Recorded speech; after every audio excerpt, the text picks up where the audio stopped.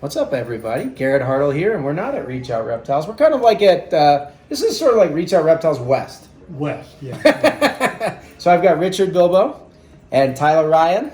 How's it going? That's his son, obviously. You can see the family resemblance there. So, but they're actually going to take us through a pretty tidy little collection here. I think you guys are going to like this. Well, first of all, you've got some of the, you want to show us some of the kitchen critters? Check out this reptile house. This is so fun.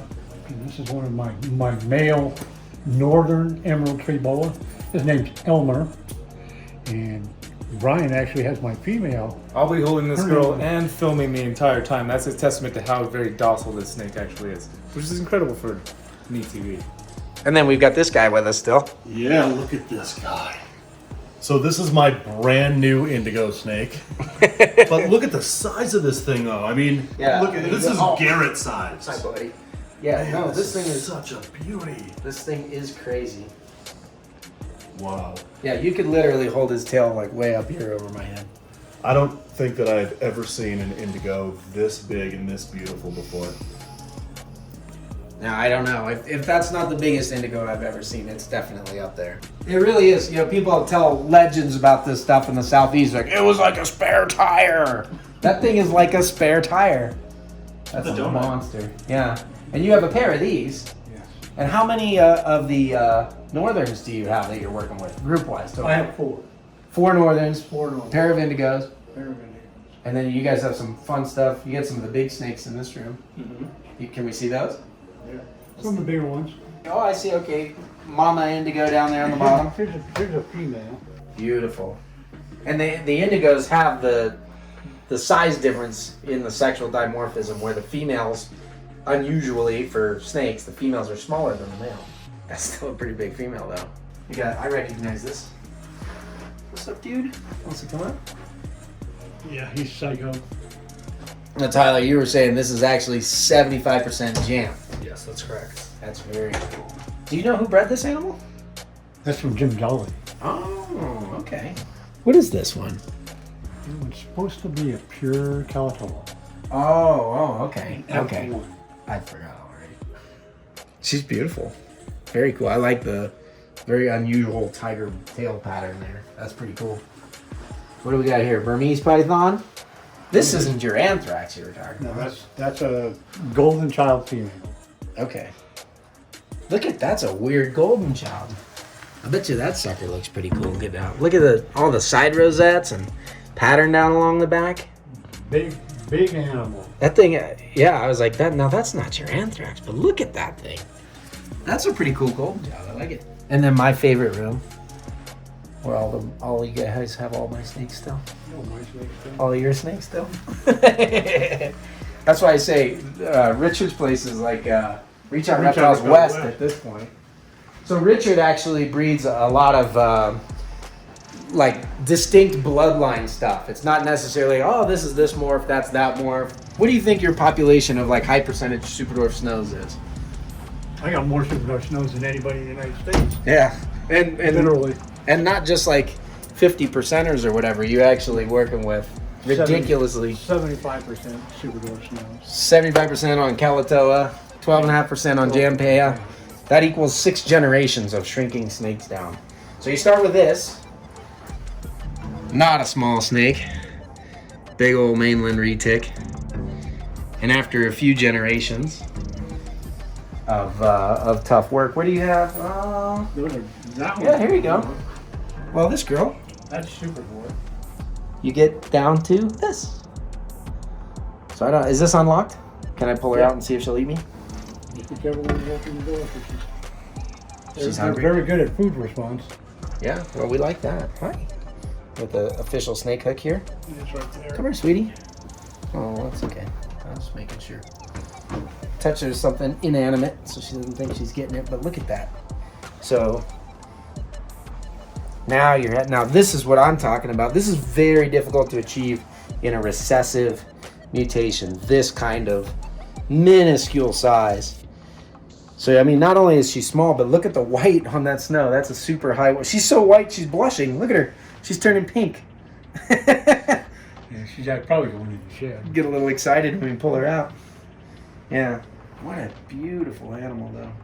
So this is pretty cool. So this is actually stuff that goes all the way back to some of the original Canadian imports of the Kalatoa stuff, bred into the original Bob Clark Jampeanus albinos. So you even started with dwarfs, and then it was always, every time they added more super dwarfs, it was always on mom's side. So every generation they were getting smaller and smaller. Right. That's a nice bloodline as far as size goes. Obviously, to have a snow female is exceptional. This is Rare. I always say that this is like one of the longest lasting, financially viable morph projects in pretty much any species I can think of. You know, because these things are selling for close to $10,000 these days for a hatchling female. And hatchling females, when they came out back in 2007, when things like hypo spider ball python were a big deal, they were 15 then, they're 10 now. For hatchling females. Yeah, look at that. It's been difficult to produce just historically doing the double recessive to double recessive. Yeah, absolutely. These, excuse me, these animals, I produced 110 babies, and I got 5 Snows. total. Out of 110. I got 5 females and 8 males Yeah. total In 4 years. in 4 years. Yeah. So, I mean, it's pretty crazy. And then as a breeder, you know, people are thinking, well, like, that's not a low number, but as a breeder, when you get those things, you got to keep some stuff back. You know, you got to be able to, I mean, if the goal is to produce snows and you're finally getting, you said 5 of them after going through 110 eggs. I mean, how are you going to sell that thing? You know what I'm saying? So when you do sell them, they're worth some pretty serious investment. But then you get to be the only kid on the block that has one. This is your almost breedable male. So he's a year and 6 months. Right. 18-month-old male. Yeah. No, I mean, he's got the good size and everything like that for a high percentage Kalatoa. Yeah, he's definitely got it going on. So, and then we got this guy in here, which I am super excited to see how he's turning out. Which is another just phenomenal bloodline. Now, this bloodline may not have as many generations going back into the pure super dwarf stuff, but this is a bloodline that has been selectively bred for pattern and color for longer than any other bloodline. This is a Reach Out Reptiles produced animal. And this is the white diamond line. A lot of people they want to see the annery tiger that's in the intro of this video here. And they always want to see that girl. And they go, oh, what is that morph? What is that morph? Well, it's just an annery tiger.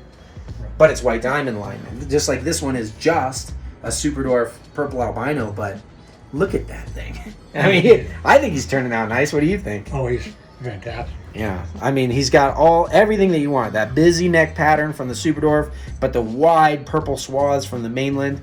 I'm always a sucker for big side rosettes. And the big drips down the that's me. So anytime you can get lots of saddles, big side rosettes that connect, they end up connecting down the tail to where you have, it looks like melting candle wax down the tails of those things. Those are traits that pop up on occasion in these breedings. Like, look at these side rosettes. It's like 3 or 4 of them together in one. So when I get those things popping up, I usually keep them, or I send them to Richard, and I say, "Hey, Richard, you need to put this into your bloodline, and let's make something new and fun." I'm good at talking him out of these good animals. Yeah, actually, that's kind of a sore subject.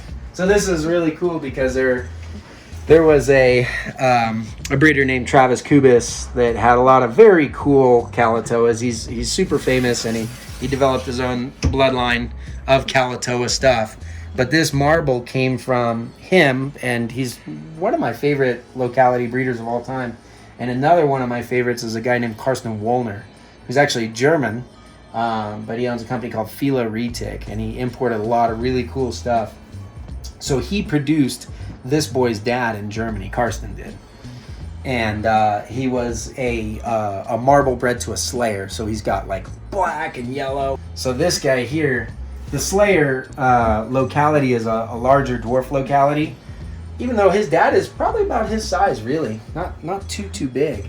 But it's phenomenal. It's a gorgeous locality, and it has a huge impact on future progeny as far as the wide black and the bright yellow, which is clearly evident in this animal. Crazy rosette stripes down the Yeah, side. and that's from the marble gene. But then the high saddle count, it's kind of funny, the marble doesn't really have saddles. But if you look at the side rosettes, like, look how many side rosettes you have on a short amount of patterning on the snake. And then you also get these secondary shadows in here that it really comes from a lot of the Kalatoa bloodlines. So to take that Slayer boy from Germany and breed it to a pure Kalatoa from Travis Kuba's line, I mean, it's all about the bloodlines, isn't it? You'd go get a marble retic. Right. No, it's the bloodlines. It's all the bloodlines. But yeah, when you see an animal like this, I mean, people can, if you guys want to follow Richard, follow him here on Instagram. It's like just nothing but eye candy. You do a really good job of capturing just some of the beauty of these animals. And everyone always wants to know, oh, where's that? And where can I buy one cheap? You know, so after cherry picking collections across the U.S., that's the only way to do that stuff, huh? Yeah, absolutely. You like collecting the finer things in life? That's it. It costs the same amount to feed a $10 snake as it does to feed a $10,000 snake. That's true. So if I'm going to feed one, I'm feeding the $10,000 snakes. Yeah, absolutely. Yeah, same amount of work, extreme amount of enjoyment though. Right. You don't have to be sitting looking at other pictures going, oh, their Super Dwarf marble looks better than mine. Right. Because the better looking one doesn't Right. exist. I want somebody to go like, oh, that's the best that I've ever seen. Right. Well, we got a little bit of action going on over here. Do you want to tell us about this thing? I mean, that animal on top is a pretty special animal. The animal down below, she ain't half bad herself.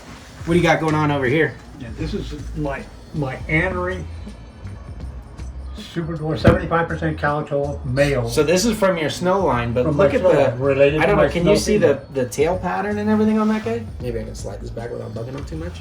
Oh, it's locked. Oh, okay. Will we bother? I don't want to bother him. You can see it without opening it. Okay, that's fine. Yeah, just leave them. So, I mean, I think they're locking right now. You guys They see are. those tails? Yeah. Yeah, And they're locked. this is a 50% Jamp female from Jim Jolly. The Jamp stuff has got to be just some of my favorite stuff in the looks department. They're always so clean, so beautiful. So I think putting patterning wise too with her, just crazy great patterns. Oh yeah, I mean she's got like 7 and 8 scales wide of the lavender coloration on her. So to add all that kind of chaotic, super wide patterning, the very clean. I love the silver side spears you see coming up the sides. They're like snow white. And then to put that into that, that aberrant male is really going to make some pretty phenomenal het snow stuff. Might be the white diamond line of the future, right? Like that, the next great. I mean, this is the birth of a bloodline here. You already have a Super Dwarf. You're putting a Jamp back into it to kind of further that look off of obviously a very selectively picked male. Right. Well, Tyler, can we just take a quick peek at maybe like that Kalatoa female? The Travis Kubis line Kalatoa animals are, Travis was working with those before they were like massively popular. He did a lot to educate people about the Super Dwarves and stuff in general. And he's probably selectively bred his Kalatoas more than most, and gotten some pretty neat. Yeah, look at this girl. Gotten some pretty neat stuff coming out of them. So this is where it all began, and she's starting to get it. But these things, they start off humble, kind of copper gold color, and she's still got some of her baby coloring in here. But now that she's getting pretty old, she's really getting this gravelly look coming in on those silver side flames that is just such a cool look from Travis's bloodlines. Really, really nice animal. Well, one other thing I will say that I love about what you guys do, obviously your cages are immaculate and all that kind of stuff. The stuff really looks great. But if you guys go find him on Instagram, you'll get to see, like, you've got the big park. He takes the snakes out for walks all the time. Very interactive with them. Obviously, if you've got basins, I mean, you talk about these things like they're your puppies or something like that. You know what I mean? Yeah. So, I mean, it's great to see somebody putting that kind of the quality time with the animals to where, you know, they get out. They have tons of enrichment is what it is, you know, and getting to hang with you guys. And Yeah, definitely. I mean, this animal is so docile. I think I got nipped by her once in the entire time that I've owned her. yeah. And how old is Same she? thing with the male. She's 12 years old. Yeah, that's great. You know, so she was produced by a man named Ross Adcock, who does not produce them anymore. Huh. And He's not out of San Diego, is he? He's in San Diego. Ah, I know who he is. I remember holding these when I was a kid, and I was like, "Oh, I want a Northern someday." Absolutely, he is. At the old IRBA expos. Yep. Yeah, I remember. Ah, Did I'm so old. yeah. All right, that's a good place to end. Hey, we'll catch you guys next time.